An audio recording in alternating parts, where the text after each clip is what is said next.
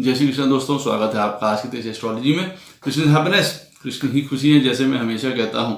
दोस्तों आज एक और इम्पॉर्टेंट और इन्फॉर्मेटिव टॉपिक पे बात करेंगे कि कुछ ग्रह जो है हमारे पत्रिका में कुछ भावों में जब बैठे होते हैं तो वो क्यों अच्छा या शुभ फल प्रदान करते हैं, ज़रूरत से ज़्यादा इसको कहा जाए। और कुछ ग्रह जो हैं कुछ भावों में हमारी पत्रिका में बैठे होते हैं जबकि वो अच्छे दिख रहे होते हैं, वो फिर भी क्यों विपरीत फल प्रदान करते हैं या खराब फल प्रदान करते हैं या बिल्कुल ही फल नहीं प्रदान करते हैं। दोस्तों वीडियो स्टार्ट करने से पहले चैनल को सब्सक्राइब अवश्य कर दीजिए, लाइक करिए, कमेंट करिए, सपोर्ट करते रहिए जैसे आप लोग कर रहे हैं। अति आभार है आप लोगों का। नोटिफिकेशन बेल अवश्य पुश कर दीजिएगा ताकि मेरे द्वारा पोस्ट किए गए वीडियोस आपको टाइम टू टाइम मिलते रहें। डबल रिक्वेस्ट है, नोटिफिकेशन बेल अवश्य पुश कर दीजिएगा। इनको पर्सनल कंसल्टेशन लेनी है अपने जीवन के बारे में, प्रोफेशन के बारे में, संतान के बारे में, दशा के बारे में, अवश्य मुझे संपर्क कर सकते हैं। मेरे नंबर्स वीडियो में फ्लैश होते रहते हैं, वीडियो के डिस्क्रिप्शन बॉक्स में नीचे दिए रहते हैं। आप मुझे ईमेल के थ्रू संपर्क कर सकते हैं। इतना ध्यान रखिएगा बंधुओं, जो पर्सनल कंसल्टेशंस होती हैं वो पेड होती हैं। जिनको ज्योतिष विद्या सीखनी है, जिनको न्यूमरोलॉजी सीखनी है, वास्तुशास्त्र सीखना है, स्वागत है, अवश्य सीख सकते हैं। इन्हीं नंबरों पे मैसेज करके, व्हाट्सएप करके, ईमेल के थ्रू जो है आप पूरे कोर्स का विवरण जानकारी प्राप्त कर सकते हैं। दोस्तों ये वीडियो इंपॉर्टेंट क्यों है? ये वीडियो इसलिए इंपॉर्टेंट है क्योंकि देखिए कई तरीके के टेक्निक्स है जो हम लोग बताते रहते हैं आपको कि भाई ये ग्रह हमारी पत्रिका में शुभ फल प्रदान करेगा या आगामी आने वाली ये दशा, उससे फिर हम लोग जांच लेते हैं कि हाँ भाई ये ग्रह हमारी पत्रिका में ठीक बैठा हुआ है, शुभ बैठा हुआ है, अब इसकी दशा आने वाली है या अंतर दशा आने वाली है, तो हमारे कई कार्य उसमें बन जाएंगे। तो एक तरीके का हम लोगों को एक फ्यूचर के बारे में आश्वस्त भी करता है, आश्वासन भी प्रदान करता है। और देखिए ये दो टेक्निक्स हैं, इंपॉर्टेंट है सभी के लिए और उससे बहुत सुंदर फल प्राप्त होते हैं। ये मेरी टेक्निक नहीं है, ये शास्त्र की ही है जो मैं आपको बता रहा हूँ।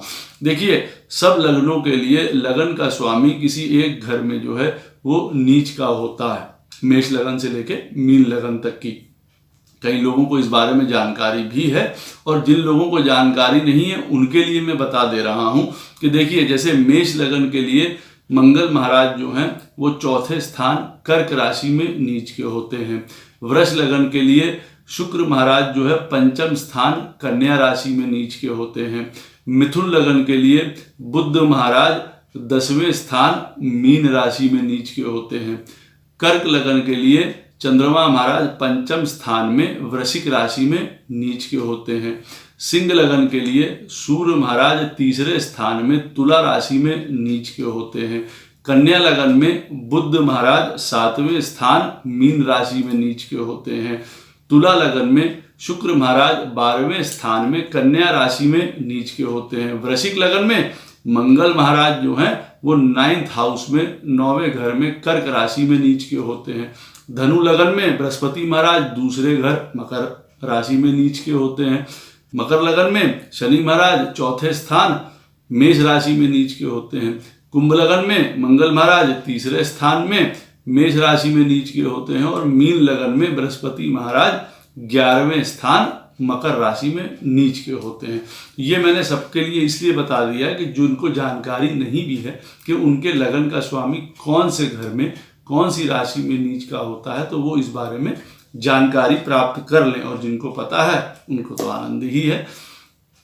तो पॉइंट क्या है यहाँ पे देखिए, तो जो ये वाले भाव हैं, ये वाले जो घर हैं पत्रिका में जो मैंने आपको बताए सब लग्नों के लिए, जिसमें लगन का स्वामी जाके नीच का होता है या स्वयं फल प्रदान नहीं कर पाता है या एक असमर्थ होता है वहां पे फल प्रदान करने में, किसी प्रकार की वीकनेस शो करता है। अब इन घरों में अगर आपकी पत्रिका में ग्रह बैठे हुए हैं तो आप ये मान के चलिए कि वो लोग भी जो है अपनी दशा या अंतर दशा में, वो ग्रह जो हैं वो अपनी दशा या अंतर दशा में वो भी शुभ फल प्रदान नहीं करेंगे या नहीं कर पाएंगे, आप ऐसा भी कह सकते हैं। उदाहरण के तौर पे अब जैसे मेष लगन की पत्रिका है, चौथे स्थान में कर्क राशि में मंगल महाराज नीच के होते हैं जैसे मैंने आपको बताया। अब इस घर में मान लीजिए कि सूर्य महाराज बैठे हुए हैं तो वो ऐसा फल नहीं प्रदान कर पाएंगे जैसा उनको देना चाहिए। ये पहला पॉइंट हो गया। अब आप समझ गए होंगे कि हाँ, अब कर्क राशि में, क्योंकि ये मंगल के लगन के स्वामी की नीच राशि है, डाउन राशि है, इसमें जो भी ग्रह बैठा होगा वो अपने हिसाब से फल इतना सुंदर नहीं दे पाएगा। अब जैसे मेष लगन में पंचम स्थान का स्वामी सूर्य महाराज है, तो चाहे संतान को लेके, चाहे एजुकेशन को लेके, किसी प्रकार के फाइनेंसिस को लेके, आपकी क्रिएटिविटी को लेके, कई चीजों को लेके वो उस प्रकार से सुंदर फल प्रदान नहीं करेगा। क्यों? क्योंकि ये लगन के स्वामी की नीच राशि है। अब आपको ये पता चल गया कि सूर्य की, सन की यहाँ पे वीकनेस आ गई। दूसरा पॉइंट देखिए इस चीज में और क्या ऐड आपको करना है, किस तरीके से वो ग्रह जो है, और जिसको आप कह सकते हैं कि एक स्टेप आगे जाके खराब हो सकता है। अब यहाँ पे जैसे मैंने आपको उदाहरण दिया, मेष लगन के लिए सूर्य महाराज जो हैं बड़े शुभ प्लैनेट है, पंचम स्थान के स्वामी है। अब यहाँ पे अगर वो बैठे हुए हैं कर्क राशि में, और मान लीजिए वो बैठे हुए हैं इसमें अश्लेषा नक्षत्र में, क्योंकि कर्क राशि में 3 नक्षत्र पड़ते हैं, पुनर्वसु, पुष्य और अश्लेषा। अब वो अश्लेषा में बैठे हुए हैं ऐसी स्थिति में, तो अब देखिए जो बुध महाराज हैं वो अश्लेषा नक्षत्र के स्वामी हैं। मेष लगन के लिए बुध महाराज जो हैं तीसरे और छठे स्थान के स्वामी होते हैं। अब एक यहाँ पे स्टेप और फर्दर हो गया कि एक और मेलेफिक प्लैनेट की, जो लगन के लिए मेलेफिक प्लैनेट है, खराब प्लैनेट है बुध, अब उसके नक्षत्र में भी वो बैठे हुए हैं सूर्य महाराज। तब देखिए डबल पॉइंट हो गया, एक तो लगन के स्वामी की नीच की राशि में बैठना, फिर एक ऐसे नक्षत्र में बैठना जो लगन के लिए उपयुक्त नहीं है। अब यहाँ पे सन और वीक हो गए। देखिए जो उनको अपनी पत्रिका में जो चीजें वो प्रॉमिस कर रहे हैं, अब उसको देने में उनको सकुचाहट हो गई, खराबी आ गई, विपरीतता आ गई, आप ये मान के चलिए। इसके साथ थर्ड पॉइंट एक और है, उसको भी ध्यान दीजिएगा। ऐसी सारी स्थिति में भी अगर मंगल लगन का स्वामी, मेष लगन के लिए जैसे मैं उदाहरण दे रहा हूं, अगर वो देखिए सशक्त है, मजबूत है, तो भी जो ये वाले ग्रह हैं जो मंगल की नीच राशि में बैठे हुए हैं, जैसे कर्क राशि में जो उदाहरण दिया वहां वो बैठे हुए हैं, वो फिर भी एक प्रकार से आपको फल प्रदान करेंगे, चाहे वो 50% प्रदान करें। लेकिन अब ऐसी स्थिति में जो मैंने आपको स्थिति बताई है सूर्य महाराज की, अब ऐसी स्थिति में मालूम पड़ा मंगल लगन का स्वामी मेष लगन के लिए वो खुद भी दुस्थान में पड़ा हुआ है, 12वें स्थान में पड़ा हुआ है। अब आप मान लीजिए कि अब जो ये ग्रह बैठा हुआ है मंगल महाराज की या लगन के स्वामी की नीच राशि में, वो और खराब फल प्रदान कर सकता है। अच्छा, यहां पे तो देखिए उदाहरण लिया सूर्य का, जो मेष लगन के लिए शुभ प्लैनेट भी है, बहुत सुंदर प्लैनेट है, राजयोगकारी प्लैनेट है, तो ये उतना खराब असर नहीं देगा। अब यहां पे आप मान लीजिए केतु महाराज बैठे हुए हैं, शनि महाराज बैठे हुए हैं। अब आप इस चीज को समझ पाएंगे कि हाँ, मेष लगन की पत्रिका है, केतु चौथे स्थान में और लग्नों के लिए बैठेगा तो शायद अलग अलग फल प्रदान करेगा। लेकिन मेष लगन वालों के लिए अगर चौथे स्थान में शनि महाराज बैठे हैं या केतु महाराज बैठे हैं, तो इन्होंने इतना क्यों उपद्रव मचा दिया?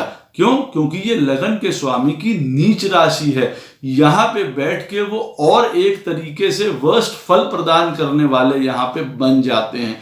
अब इसमें भी ये आप मान के देख लीजिए कि यहाँ केतु और शनि बैठे हुए हैं, मेष लगन की पत्रिका है, और यहाँ पे केतु और शनि बैठे हुए हैं कर्क राशि में। अब आप इसकी सीवियरिटी या इसके द्वारा हुआ नुकसान अब आप स्वयं आंक सकते हैं कि हाँ, अब ये एक प्रॉब्लम का विषय है। केतु और शनि, इन सबकी दशाएं जो हैं हमारे जीवन में प्रॉब्लम ला सकती हैं, अंतर दशाएं प्रॉब्लम ला सकती हैं। तो इसका उपचार, उपाय कर लेना बहुत ज्यादा आवश्यक हो जाता है। इसी के साथ एक दूसरा उदाहरण भी मैं आपको दे दूं। वृष लगन की हम लोग बात करें, पंचम स्थान में शुक्र महाराज कन्या राशि में नीच के होते हैं। अब यहां पे फिर वही वाला पॉइंट है कि अगर पंचम स्थान में केतु महाराज बैठे हुए हैं, अब आप ये समझ जाएंगे तुरंत कि हाँ, अब दूसरे लग्नों में अगर पंचम स्थान में केतु बैठेंगे तो उसका फर्क नतीजा आएगा। यहां पे क्यों फर्क आ रहा है या यहां पे ज्यादा खराब क्यों आ रहा है? पढ़ाई से, अपने रिलेशनशिप्स में, किसी प्रकार के संतान से उपजी कोई प्रॉब्लम में, यहाँ पे ज्यादा सीवियर इफेक्ट क्यों दे रहा है ये केतु? क्यों? क्योंकि पंचम स्थान में लगन के स्वामी की नीच राशि है, और ऐसी स्थिति में जो मैंने आपको बताई, अब इसके साथ अगर बैड पॉइंट्स बढ़ते चले गए तो उस हिसाब से काफी नुकसानदायक हो सकता है। देखिए, अब जैसे पंचम स्थान में केतु बैठा है वृष लगन में, दूसरा पॉइंट शुक्र महाराज मालूम पड़ा अष्टम में बैठे हुए हैं, लगन के स्वामी हैं, अष्टम में धनु राशि में बैठे हुए हैं। अब दूसरा नेगेटिव पॉइंट होगा क्या कि लगन का स्वामी भी ऐसी स्थिति में नहीं है जो इस चीज को वो फाइट कर पाए, वो खुद अपने में कुछ मामलों में अब लाचार हो गया है, आप यूं जान लीजिए। केतु 5th हाउस में बैठे ही हुए हैं। अब यहाँ पे शनि महाराज बैठ गए साथ में, मंगल महाराज आके साथ में बैठ गए। अब दिखेगा तो कि वो बैठे हुए हैं त्रिकोण में, लेकिन अब आप समझ सकते हैं कि क्यों पंचम स्थान में शनि, केतु, मंगल, केतु ये सब प्लैनेट्स बैठेंगे या इंडिविजुअल भी बैठेंगे। मंगल महाराज पंचम में बैठे हुए हैं वृष लगन वालों के लिए, तो क्यों उनकी दशा खराब जा सकती है, आप ये जान सकते हैं। तो ये देखिए एक तरीका है जानने का कि कैसे कुछ भावों में ग्रह बैठ के क्यों विपरीत फल उन्होंने दे दिया, जबकि वो तो हमारी पत्रिका के लिए शुभ प्लैनेट्स थे। अब इसी तरीके से हर लगन के लिए लगन का स्वामी एक घर में उच्च का होता है, या बहुत ज्यादा फर्टाइल होता है, या बहुत ज्यादा उपजाऊ होता है, सुंदर फल प्रदान कर सकता है, वहां की ऊर्जा उस घर की ऊर्जा से वो मैच करता है। अब जैसे मेष लगन के लिए हम लोग बात करते हैं, उनके लिए भी है जिनको जानकारी नहीं है, इसलिए वो बता रहा हूं। मेष लगन के लिए मंगल महाराज 10वें स्थान में उच्च के होते हैं। वृष लगन के लिए शुक्र महाराज 11वें स्थान में मीन राशि में उच्च के होते हैं। मिथुन लगन में बुध महाराज 4थे स्थान में कन्या राशि में उच्च के होते हैं। कर्क लगन में चंद्रमा महाराज 11वें स्थान वृष राशि में उच्च के होते हैं। सिंह लगन में सूर्य महाराज 9th हाउस मेष राशि में उच्च के होते हैं।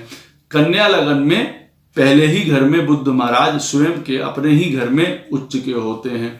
तुला लगन में शुक्र महाराज 6ठे स्थान मीन राशि में उच्च के होते हैं। वृश्चिक लगन में मंगल महाराज 3रे स्थान मकर राशि में उच्च के होते हैं। धनु लगन में बृहस्पति महाराज 8म स्थान कर्क राशि में उच्च के होते हैं। मकर लगन में शनि महाराज 10वें स्थान तुला राशि में उच्च के होते हैं। कुंभ लगन में शनि महाराज 9th हाउस तुला राशि में उच्च के होते हैं। मीन लगन में बृहस्पति महाराज 5म स्थान में कर्क राशि में उच्च के होते हैं। अब ये इनके उच्च की राशियां हैं, हमारे लगन के स्वामी की। नीच की राशियों के बारे में बता दिए, अब ये उच्च की राशियां हैं।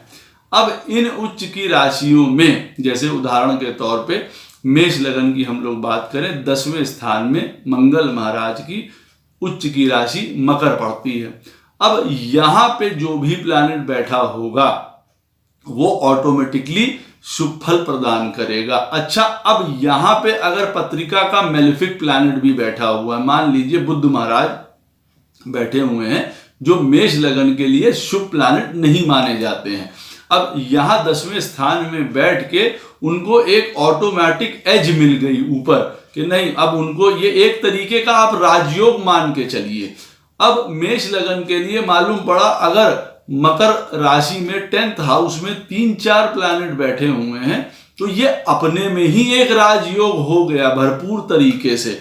एक प्लैनेट बैठा हो उत्तम है, 2 बैठे हों उससे उत्तम है, अगर 3 प्लैनेट बैठे हों बहुत सुंदर बात है। तो कहने का मतलब है ये लगन के स्वामी की उच्च राशि है, इसमें जो प्लैनेट बैठा होगा वो आपको प्रोडक्टिव रिजल्ट्स अवश्य प्रदान करेगा। इसमें अब जैसे मैंने आपको उदाहरण दिया कि यहाँ पे मकर राशि पड़ती है मेष लगन के लिए, यहाँ बुध महाराज बैठे हैं जो पत्रिका के लिए शुभ प्लैनेट नहीं है, अब वहां पे वो बैठे हुए हैं और मालूम पड़ा वो बैठे हैं उत्तर आषाढ़ा नक्षत्र में, सूर्य का नक्षत्र है जो मेष लगन वालों के लिए 5म स्थान के स्वामी हैं सूर्य देवता। अब उनके नक्षत्र में बुध महाराज यहाँ पे बैठे हुए हैं 10वें स्थान में और सुंदर फल प्रदान करेंगे यहाँ पे, क्योंकि उनको लगन के एक बेनिफिट या राजयोगकारी नक्षत्र का भी साथ मिल गया और उत्तम हो गए। देखिए यहाँ पे अगर लगन का स्वामी, ये बात अवश्य याद रखने की है, ऐसी स्थिति में भी लगन के स्वामी का सुसज्जित होना, बलवान होना बहुत ज्यादा जरूरी है। इस वाले केस में भी जो मैंने आपको अभी बताया है, जैसे कि मेष लगन में बुध महाराज 10वें स्थान में बैठे होंगे तो जैसे मैंने कहा आपको वो शुभ फल प्रदान करेंगे। राहु केतु बैठे होंगे वो भी शुभ फल प्रदान यहाँ पे ज्यादा करेंगे। अब लेकिन ऐसी स्थिति में मंगल महाराज मान लीजिए 12वें स्थान में दुस्थान में बैठे हैं और बुध महाराज की दशा आई जो 10th हाउस में मकर राशि में बैठे हुए हैं, वो उतना सुंदर फल प्रदान फिर नहीं करेंगे। इसकी एक सबसे इंपॉर्टेंट पॉइंट क्या है, दोनों स्थितियों में जो मैंने आपको पहले वीडियो में बताया है, जब लगन के स्वामी की नीच की राशियों में अगर ग्रह बैठे होंगे, और दूसरा ये जो मैं आपको बता रहा हूं कि उसकी उच्च की राशियों में अगर ग्रह बैठे होंगे तो वो शुभ फल प्रदान करेंगे। परंतु यहाँ पे पॉइंट यही है कि लगन का स्वामी सुसज्जित और बलवान होना बहुत जरूरी है दोनों कंडीशंस में। जब खराब होंगे, उनकी नीच राशि में जब प्लैनेट्स बैठे होंगे तो इसलिए जरूरी है कि भाई उसको वो फाइट कर सके, उससे लड़ सके। और अगर उच्च राशि में ग्रह बैठे हुए हैं उनकी लगन के स्वामी की, वो तब और ज्यादा फल प्रदान करेंगे, ले पाएंगे ना। अगर मंगल मान लीजिए मेष लगन की पत्रिका है, मंगल स्वयं बैठा हुआ है यहाँ पे 10वें स्थान में मकर राशि में उच्च का होके, क्या बढ़िया बाहुबल है, आप ये जान सकते हैं। अब इसी स्थिति में अगर मंगल महाराज बैठे हुए हैं 12वें स्थान में या मालूम पड़ा चौथे में बैठे हैं नीच के होके, तब आपको वो फल थोड़ी प्रदान कर पाएंगे। ऐसी स्थिति में नहीं होगा जब तक कि वो उसका फल ले सके, प्राप्त कर सके। तो ये दो इंपॉर्टेंट कॉन्सेप्ट है जो आपको याद रखने हैं। इससे आपको एक और बात अब लास्ट में मैं बता दूं, आपको समझ आएगी कि क्यों आपकी पत्रिका के कुछ राजयोगकारी जो प्लैनेट्स होते हैं वो क्यों कुछ राशियों में बैठ के वो फल प्रदान नहीं कर पाते। अब कुंभ लगन का उदाहरण लीजिए कि कुंभ लगन में शुक्र हैं और बुध महाराज हैं, सुंदर प्लैनेट है, उत्तम प्लैनेट है। अब ये दोनों अगर मान लीजिए बैठे हुए हैं 3रे स्थान में मेष राशि में, ये वो राजयोग प्रदान नहीं करेंगे जो तुला राशि में बैठे होने पे वो करते। मान लीजिए कुंभ लगन की पत्रिका है और शुक्र और बुध ये तुला राशि में बैठे हैं, क्यों? क्योंकि कुंभ लगन के लिए तुला राशि जो है वो शनि महाराज की उच्च राशि है। अब यहाँ पे ये दोनों जब ग्रह बैठे होंगे तो ये सुंदर फल ज्यादा प्रदान करेंगे, इनसे ज्यादा एक्सपेक्ट कर सकते हैं उस राजयोग के बारे में।